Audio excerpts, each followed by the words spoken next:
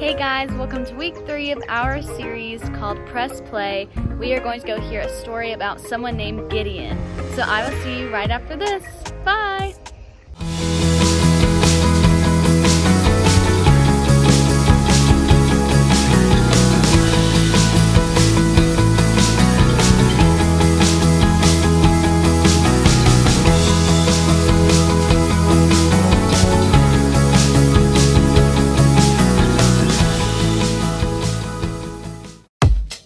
Mic check. 1, 2, 1, 2. Are y'all ready? Yeah. Are y'all ready? Yeah. Y'all ready? Yeah. Press play!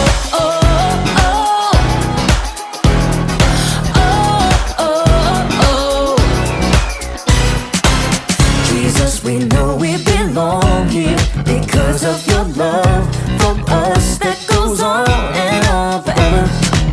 Jesus, we know you are with us wherever we go. You're there, we'll always be together. So sing along with me for all the joy he brings. It's going down. Get in the mix. We're not stopping. Get in the The mix. party's hopping. Get in the mix. Everybody say it's time to press play. Get in the The mix. beat is dropping. Get in the mix. Feet are stomping. Get in the mix. Everybody say it's time to press play. Oh, oh, oh. Press play. Press play. Jesus, we know we belong here because of your love for us that goes on and on forever. Jesus, we know you are with us wherever we go. You're there, we'll always be together. So sing along with me for all the joy he brings.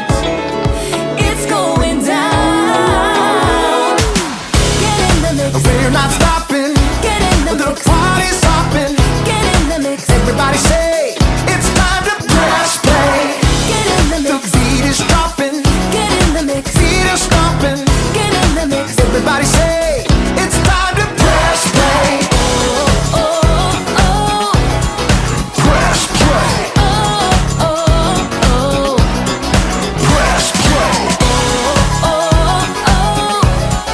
Press play. Press play. All right, all right, all right. We're gonna break it down one time, y'all. You gotta sing it out with all you got. Y'all ready? Come on, come on. Clap your hands like this. Have confidence to get in the mix. Clap your hands like this. Have confidence to get in the mix. Now clap your hands like this. Like this. Have confidence to get in the mix. Now clap your hands like this. Like this. Everybody get in the mix. Get in the mix. We're not stopping. Get in the The mix. party's hopping. Get in the mix. Everybody say it's time to press play. Get in the The mix. beat is dropping. Get in the mix. Feet are stomping. Get in the mix. Everybody say it's time to press play. Oh, oh. Get in the mix. Press play. Oh, oh. Get in the mix. Press play. Oh, oh. Get in the mix. Press play. Oh, Press play.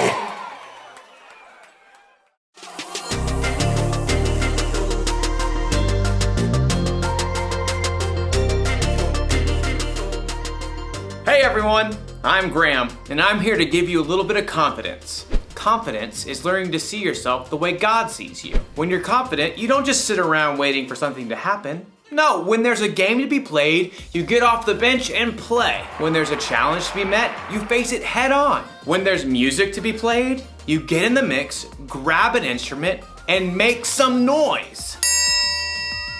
See what I mean? Confidence. Believe it or not, some people think the triangle isn't that important of an instrument. The band could get along just fine without it. But we know better, don't we? I mean, how else would you know when someone on TV had a good idea? Or how would you know when someone had the right answer on a game show?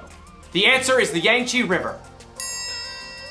And of course, who can forget the dinner bell?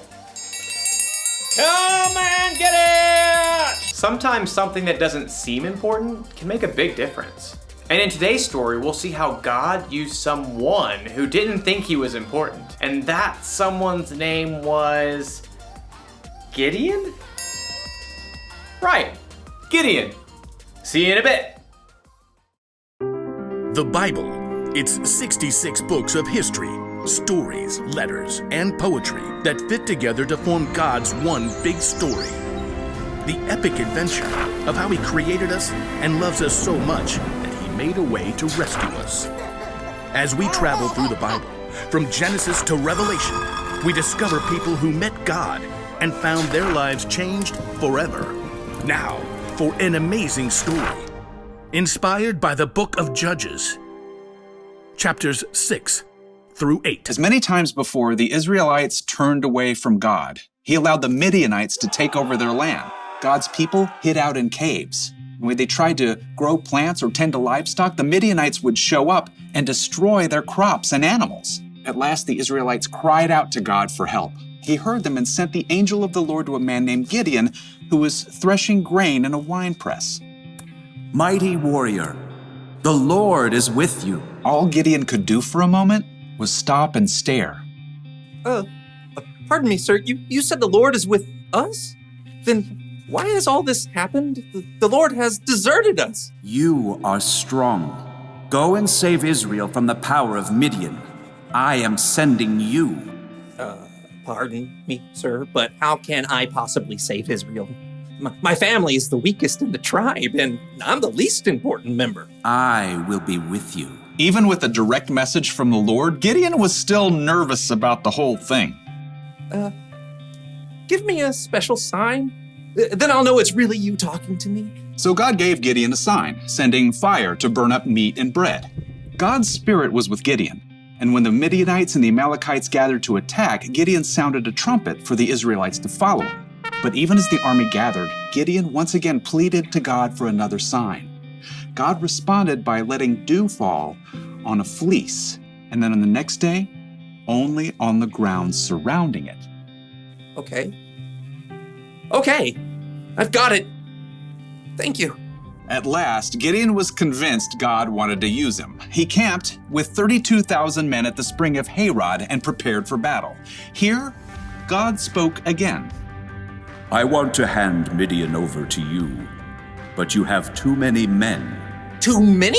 Israel might brag, my own strength has saved me. Announce to the army, those who tremble with fear can turn back. Gideon did just as the Lord instructed. There, Lord. 22,000 men have gone home. Only 10,000 left to fight. There are still too many men. Have you seen the Midianite army? Take the men down to the water. There I will reduce the number of them for you. Even though it must have worried Gideon to lose more of his army, he did just as the Lord said. Field trip to the lake, everyone! At the water's edge, the Lord said, Some men will drink the way dogs do. They will lap up the water with their tongues. Separate them from those who get down on their knees to drink. Gideon watched carefully. Most men got on their knees and drank directly from the water, but 300 men cupped the water in their hands and lifted them to their mouths to lap. So, God, I send those 300 men home and keep the other 9,700, right? With the help of the 300 men who lapped up the water, I will save you. Let all the other men go home. Okay. Yes. Gideon sent home every single person in the army except those 300 men. Get some sleep. Tomorrow we will figure out what's next. That night, the Lord spoke to Gideon once more. Get up. What? I'm awake. Gideon stumbled out of his tent. Below, the campfires and torches of the enemy armies covered the entire valley. So many. Like a swarm of locusts. Go down to the camp. Listen to what they are saying. After that, you will not be afraid to attack. Wondering if he might be dreaming, Gideon snuck down the mountain to hover in the shadows at the edge of the camp. He could hear voices from a nearby tent. I had a dream. A round loaf of barley bread came rolling into the camp. It hit the tent with great force and knocked it flat. Wow, but that can only be the sword of Gideon from Israel. God has given him the whole camp. Gideon listened in shock. Wow, God. Thank you. At once, Gideon scrambled back up the hill to the Israelite camp. Get up! Get up! The Lord has handed the Midianites over to you. Quickly, Gideon separated the 300 men into 3 groups and handed each one a trumpet and a clay jar with a torch inside. Watch me. Do what I do. I'll go to the edge of the enemy camp. Then we'll blow our trumpets from all around the camp and shout, "For the Lord and for Gideon!" Gideon and his men headed quietly down the slope, fanning out in groups to surround the vast enemy camp. Okay, get ready.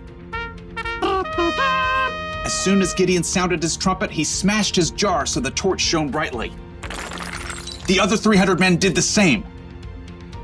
For the Lord! A sword for the Lord! Gideon! The Israelites held their ground, but their enemies panicked, confused by the trumpets and bright lights that pierced the dark night. They're coming from everywhere! The enemy armies were so confused, they began to fight each other, and then they fled in fear. After the men! Gideon and the Israelites chased their enemies all the way to the Jordan River and beyond until all the enemy armies were destroyed. The Israelites begged Gideon to rule over them. I will not rule over you. The Lord will rule over you. Yep, Gideon was an underdog, filled with doubt, but he still chose to follow God, and God used him to save the Israelites. According to Gideon, he was the least important family member and the weakest family of his tribe. He certainly didn't think God would use him to lead an army to victory over their enemies, but sometimes God uses people who don't seem important to make a big difference. You see this all through the Bible. Think of Jesus. He didn't pick the strongest, smartest, and most holy people to be his 12 closest friends. He picked regular guys, fishermen and tax collectors to be his disciples, and they went on to make a huge difference in the world. Hey, maybe that means God can use someone like me too, or someone like you. We don't have to know everything. We don't have to be important. God can do big things through us. Maybe he can use you to help a friend who's having a bad day. Maybe he can use you to solve a problem in your community. Or you might invent something that's never existed before. You might not think you're that important, and you might not think you're ready to make any kind of big difference. But the truth is, God thinks you're important, and he's totally ready to use you for something amazing. That's the one thing to remember today. God can use you no matter what. Knowing that should give you a little confidence. Why is my mouth watering? Oh, must be dinner time. I'll see you around.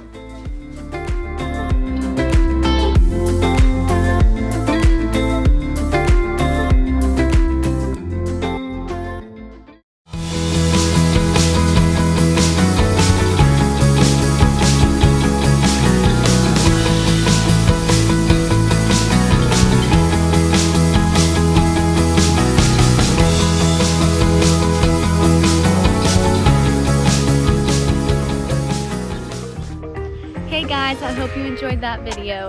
So we know that God has a plan for us and that God can use us no matter what. Everyone is special in their own ways. Trust God and have confidence in God. I will see you next week for week 4 of our series called Press Play. Bye!